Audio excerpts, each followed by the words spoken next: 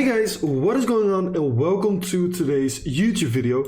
In today's video we are going to discuss the two altcoins that we will be buying during the upcoming dip before I expect the last impulse to the upside for Bitcoin and the crypto market in general. I honestly believe that there will be one more impulse to the upside before a further midterm harsh correction to the downside. And if I'm correct on that thesis, I want to build a few more swing long positions on altcoins. If you guys have been keeping an eye on me, you guys know that I've been taking some profits on altcoins on my long-term spot bags around this level over here. But that doesn't necessarily mean that I'm not expecting a little bit more potential upside. And in today's video, we are going to discuss two trading ideas that I've been planning out on two of my favorite altcoins, which are ING and fetch.ai. These are the two altcoins that have been getting the most hype around this entire run to the upside, in my opinion. And these are two altcoins that you really want to pick up if we get one more dip to the downside before getting that final impulse to the upside. So in today's video, we are going to discuss two trade ideas on both of them. Make sure to sit down, relax, keep your eyes on the chart, and make sure to, if you have any questions, ask them in the comments down below. I would appreciate a subscribe and a like on this YouTube video. Let's dive into it straight away. Currently, we are looking at the ING chart. Now, ING, like I said, huge impulse to the upside.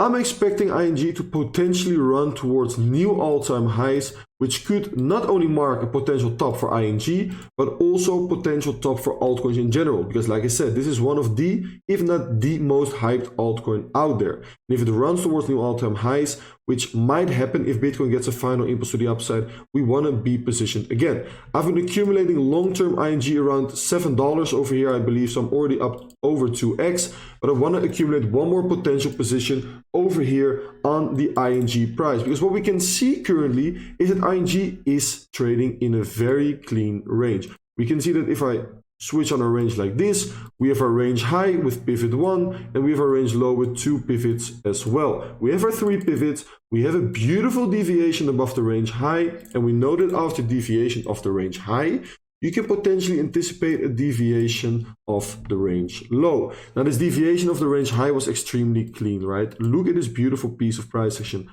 Local liquidity sweep over here, followed by a valid break of structure over here, and after the break of structure we got a pullback to retest the range high, we reject, and we push towards the range low. Now currently we have a huge liquidity pool beneath the range low, and we have a huge liquidity pool beneath the range low for several reasons. The first reason being obviously the fact that we have these equal lows that I just discussed, equal low 1 and low 2. Now the second reason why there's a potential liquidity pool being generated is, if I quickly remove the range, because of this local liquidity sweep followed by this potential fake break of structure. Now don't get me wrong, this is a valid break of structure because this high brought us to a new low. But if we do shift structure over here, people are opening longs and breakout buy positions over here. Where are they going to put their stop loss? Beneath this low.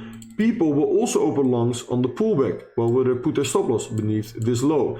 And something that people are forgetting is the fact that we have these equal lows over here. So just a shift in structure on the 1 hourly time frame is not enough.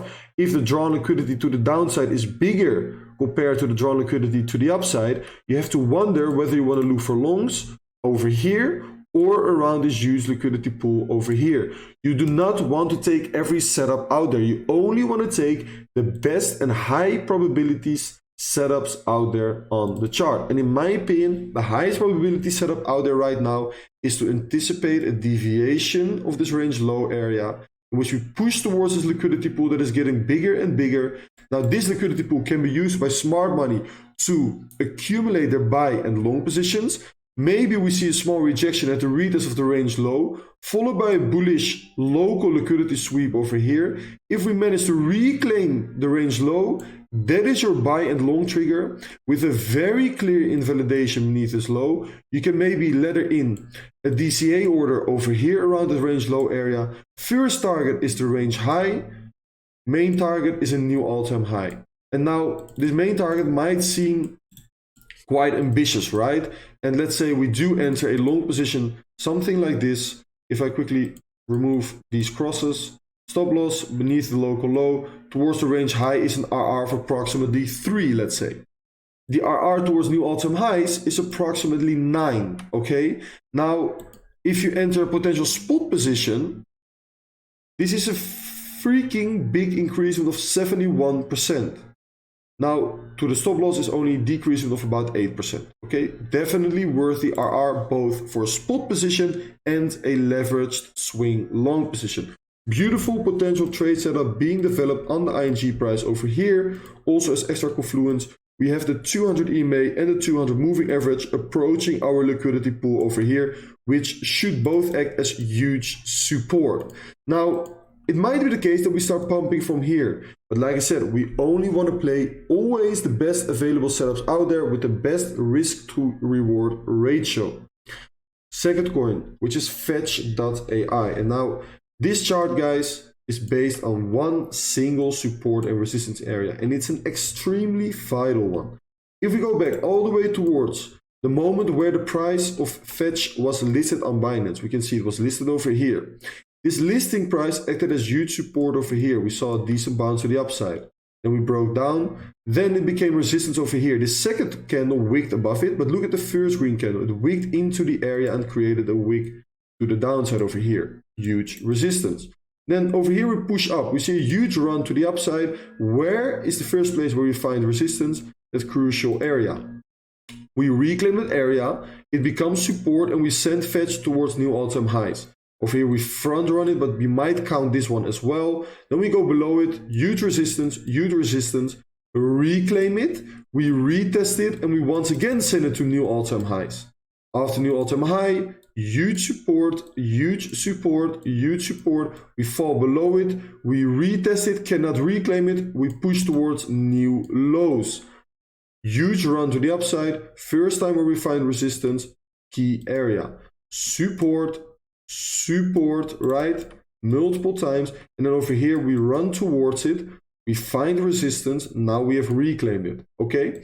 Now above this area, there's something interesting going on, because we have a front run of this area of support over here, which might be a potential inducement. Now why is this a valid inducement? Because of the fake break of structures that are occurring over here. Fake break of structure number 1, fake break of structure number 2. These pushes to the upside are inducing people into opening long and buy positions, or even a long position on the pullback. Now, where do we think those people put their stop loss? Beneath this low and beneath this low. They're putting their stop loss exactly at the crucial support and resistance area. So they are generating a liquidity pool. Now, this liquidity pool can potentially be used by smart money to accumulate their buy positions if we get it. So I'm waiting for a retest of this area.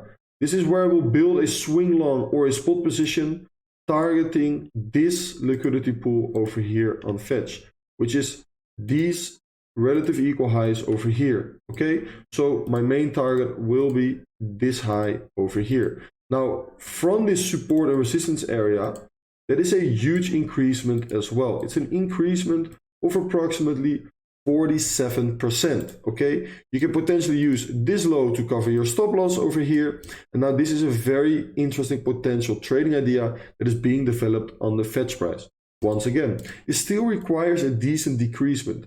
But like I said, we are only willing to play the best available setup out there on both fetch.ai and also on ING. Maybe only the scenario for ING plays out and the scenario for Fetch doesn't play out. Maybe only the scenario for Fetch play out and the scenario for ING doesn't play out. Okay, that is something to keep in mind, and it's something to keep considering while you're looking at the chart. That is why you always want to have your analysis ready for multiple charts, for multiple potential trades. Both of these trade ideas are high probability with a high risk to reward ratio and high potential profits. If you guys do have any questions after watching these two beautiful charts on ING and fetch.ai, feel free to let me know. Make sure to set your alerts on these charts. Make sure to let them play out. Also, don't forget to check out Prime XBT. This video is sponsored by them. And if you guys do have any questions, feel free to let me know. Make sure to smash up the like button. Make sure to subscribe to the YouTube channel. And I'll catch you guys on Friday's video. Ciao, ciao.